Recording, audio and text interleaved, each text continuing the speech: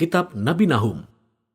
Kitab nubuatan yang singkat ini merupakan kumpulan puisi yang mengabarkan kejatuhan salah satu penjajah bangsa Israel yang paling kejam, yakni kejatuhan kerajaan kuno Asyur dan ibu kotanya Niniwe.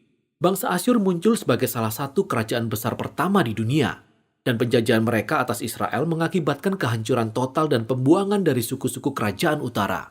Tentara Asyur terkenal sangat kejam, dan mereka menyebabkan kerusakan yang belum pernah terjadi sebelumnya.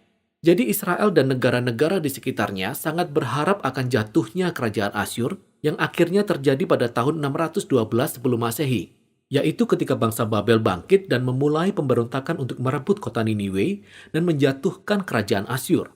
Jadi, pasal 2 menggambarkan jatuhnya kota Niniwe dalam puisi yang sangat gamblang. Lalu pasal 3 membahas jatuhnya kerajaan Asyur secara keseluruhan. Namun kitab ini tidak hanya berisi ungkapan kemarahan terhadap musuh-musuh Israel. Pasal pendahuluannya menunjukkan bahwa masih ada banyak kejadian lainnya yang terjadi di sini.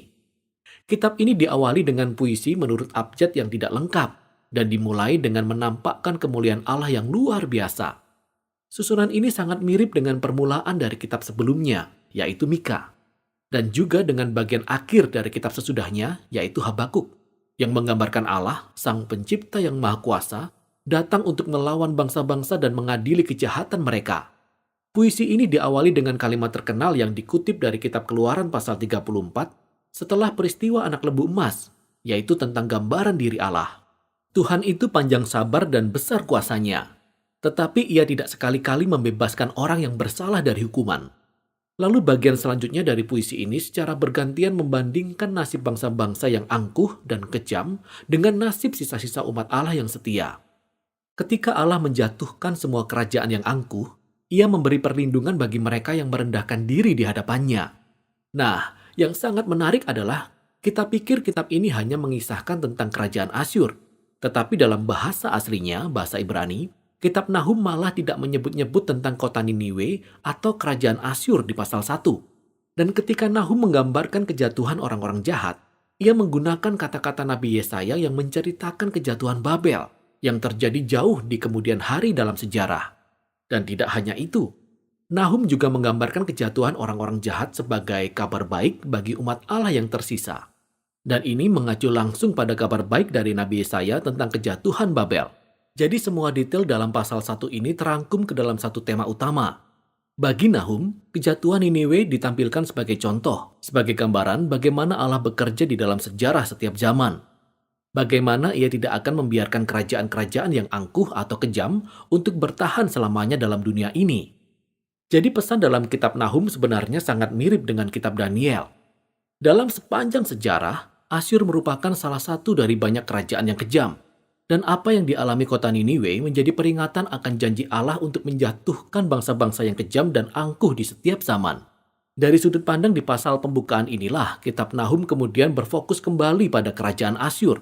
Jadi pasal 2 menjelaskan tentang pertempuran di kota Niniwe dan bagaimana kota ini digulingkan tahap demi tahap.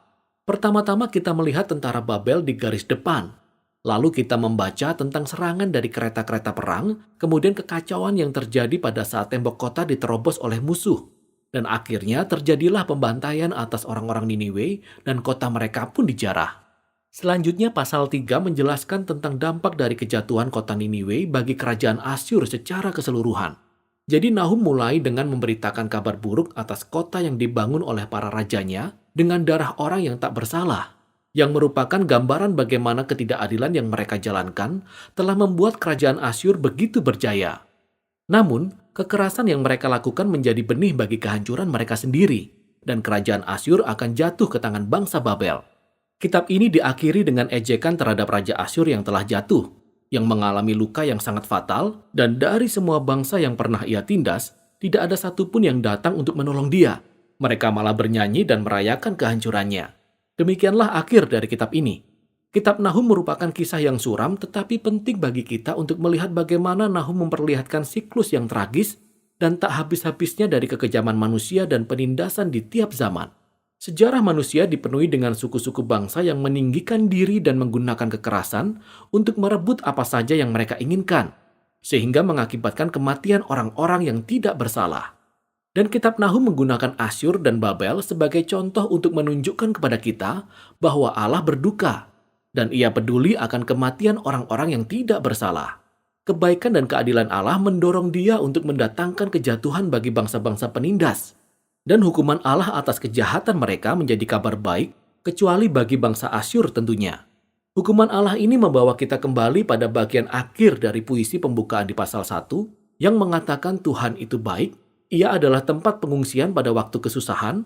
Ia mengenal orang-orang yang berlindung kepadanya. Jadi kitab Nahum yang singkat ini mengajak setiap pembacanya untuk merendahkan diri di hadapan Allah yang adil dan percaya bahwa pada waktunya Ia akan menjatuhkan para penindas dari setiap tempat dan waktu. Demikianlah inti dari kitab Nahum.